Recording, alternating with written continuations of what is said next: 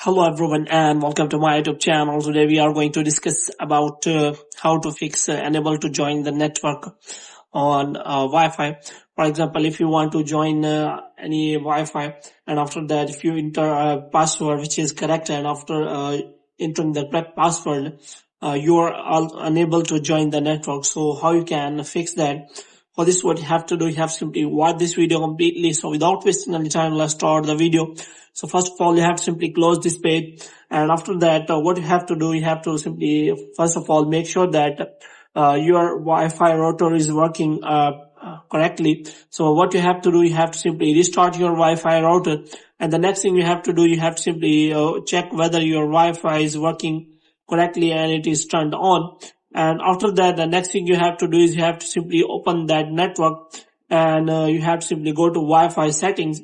And this time what you have to do, you have to simply click on that I button on that website on that Wi-Fi, and here you have to simply click on forget this network. And after forgetting the network, you have to simply go back and you have to join the network again. And if the problem is still there, then what you have to do, you have to simply go to the settings, and here you have to simply go to general, and after that you have to simply click on transfer or reset iPhone. So here you have to simply click on reset, and after that you have to simply reset all of your network settings.